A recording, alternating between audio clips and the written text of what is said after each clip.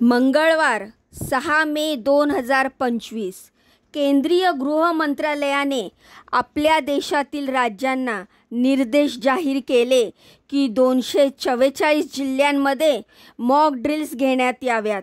युद्धजन्य परिस्थितीमध्ये नागरिकांची काळजी कशी घ्यावी, नागरिकांनी आपली सुरक्षितता सुनिश्चित कशी करावी, यासाठीच या मॉक ड्रिल्स घेण्यात येणार होत्या.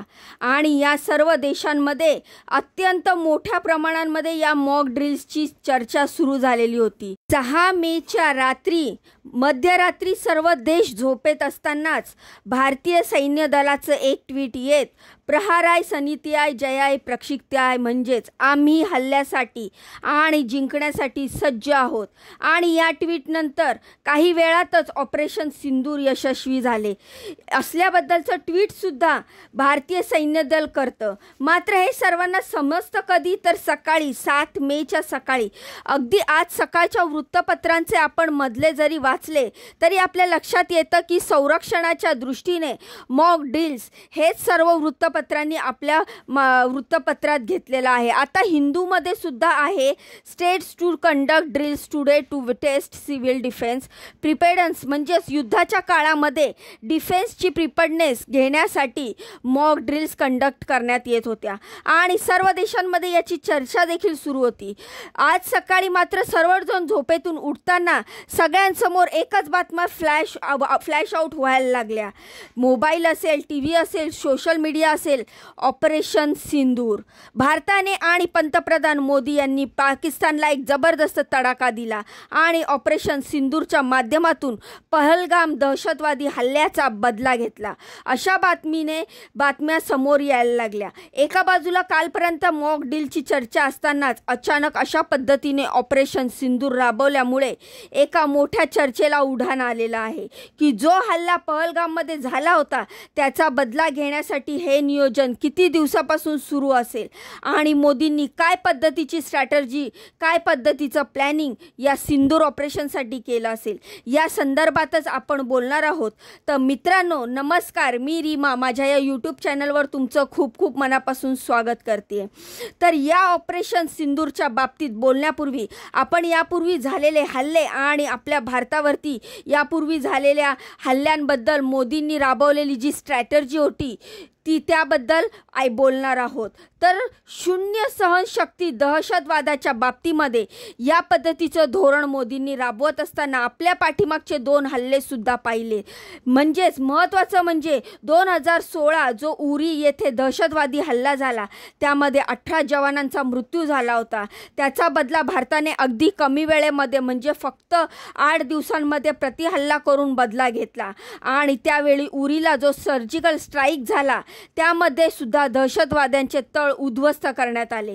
म्हणजे उरीला जो दहशतवादी हल्ला झाला त्याचा बदला फक्त 11 दिवसामध्ये भारताने घेतला होता आणि यामध्ये सुद्धा मोदींनी अत्यंत कणखर भूमिका घेतलेली होती आपल्या सगळ्यांनी आणि ती पाहिली सुद्धा. दुसरं म्हणजे 2019ला जो पुलवामा येथे दहशतवादी हल्ला झाला त्यामध्ये जवानांची जी वाहनं होती, जवानांची वाहतूक करणारी वाहनांवरती आत्मघातकी हल्ला करण्यात आला होता आणि या हल्ल्यामध्ये सुद्धा बदला बालाकोट येथे एअर स्ट्राईक करून घेतला गेला आणि या हल्ल्याच्या वेळी सुद्धा फक्त 12 दिवसामध्ये भारताने पाकिस्तानला प्रत्युत्तर दिलं होतं. आज हे ऑपरेशन सिंदूर आहे, हे सुद्धा पहलगामचा जो हल्ला झाला होता 22 एप्रिलला, या हल्ल्याचा बदला म्हणून अवघ्या 15 दिवसामध्ये भारताने ऑपरेशन सिंदूर राबवलं आणि ज्या माता भगिनींचं कुंकू पुसण्यात आलं होतं त्यांना एका प्रकारे न्याय देण्याचं काम या हल्ल्यात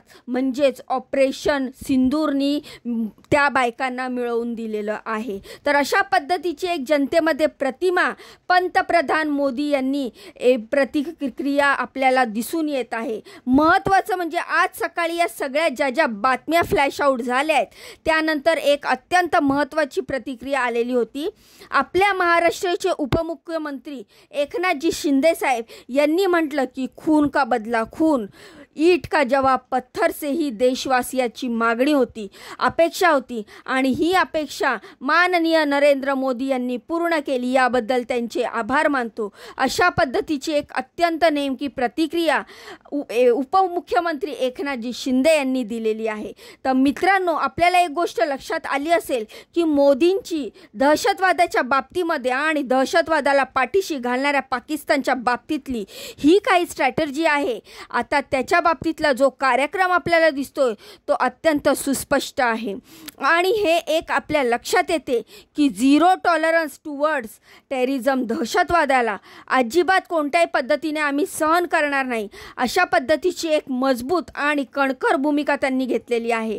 आपल्याला ती दिसूनही येते आणि 22 एप्रिलला पहलगामला दहशतवादी जो हल्ला झाला आणि त्यानंतर आपल्या लक्षात आलं की भारताने पाकिस्तानच्या आंतरराष्ट्रीय पातळीवरती, आर्थिक आणि राजनैतिक पातळीवरती जी कोंडी केली आहे, म्हणजेच सिंधू पाणी करार रद्द करणं असेल, विजा रद्द करणं असेल, पाकिस्तानच्या जहाजांना भारतीय बंदरावरती येण्यासाठी घातलेली बंदी असेल आणि यासह पाकिस्तानवरती आंतरराष्ट्रीय पातळीवर, विविध संयुक्त राष्ट्रांच्या पातळीवर असेल दबावानं, अशा पद्धतीने एक अत्यंत कूटनीती चांगल्या पद्धतीने मोदीने आणि भारताने राबवली आहे. तर असं आपण निश्चितपणे म्हणू शकतो. आपल्याला एक गोष्ट लक्षात येत आहे की आपल्याला चांगल्या पद्धतीने ही माहिती आहे की मोदींचं जे काय आंतरराष्ट्रीय पातळीवरचं नेतृत्व आहे ते सुद्धा त्यामुळे चांगल्या पद्धतीने झळाळून येताना दिसतंय. आणि मागच्या काळामध्ये उरीचा सर्जिकल स्ट्राईक असेल, त्यानंतर बाळाकोटमध्ये एअर स्ट्राईक असेल आणि आता त्यांनी वापरलेली या दरम्यानची सर्व अचूक कूटनीती असेल, त्यामुळे पाकिस्तान मात्र जागतिक पातळीवरती, आंतरराष्ट्रीय पातळीवरती मोठ्या प्रमाणात अडचणीत आलेला आहे. पाकिस्तानची कोंडी करण्यात एक प्रकारे मोदींना यश आलेलं आहे. या माध्यमातून आपल्याला मोदींचं नेतृत्व सुद्धा जागतिक पातळीवरती, आंतरराष्ट्रीय पातळीवरती झळाळून निघताना दिसून येते. भारताच्या राजनैतिक आणि शक्तीचे प्रदर्शन हे सुद्धा या सर्व सर्जिकल स्ट्राईक असेल, एअर स्ट्राईक असेल आणि आजचा हे सिंदूर ऑपरेशन असेल, याच्या माध्यमातून जगाच्या पातळीवरती सर्वांनाच दिसलेला आहे. त्यामुळे भारताची प्रतिमा इथून अत्यंत पुढे कणखर देश म्हणून, मजबूत म्हणून आणि दहशतवादाला कोणत्याही पद्धतीने खपवून घेणार नाही, अशा पद्धतीचे अत्यंत चांगला मजबूत ताकदीचा संदेश आंतरराष्ट्रीय पातळीवर सुद्धा आपल्याला भारताच्या माध्यमातून देण्यात आलेला आहे. शेवटी आपल्याला एक आठवत असेल, उरी चित्रपटामध्ये एक डायलॉग होता. चित्रपटातील हा डायलॉग तुम्हाला देखील आठवतोय का मला नक्की सांगा. हमारी समझदारी को कमजोरी समझा गया, हमारी समझदारी को कमजोरी समझा गया, मगर अब ये नया हिंदुस्तान है, ये नया हिंदुस्तान है, हिंदुस्तान घर में घुसेगा भी और मारेगा भी. तर हे डायलॉग आठवल्यावर तुम्हाला आठवलाच असेल उरी द सर्जिकल स्ट्राईक. तुम्ही पाहिला का मला कमेंट करून नक्की सांगा. तर अशाच पद्धतीचं आज हे सिंदूर ऑपरेशन अत्यंत ताकदीने भारतीय सैन्य दलाने घडवून आणलं आणि त्याच्या पाठीशी मोदीजी असलेले सर्व यंत्रणा, सर्व कसब, कौशल्य हे सुद्धा आपल्याला दिसून आले.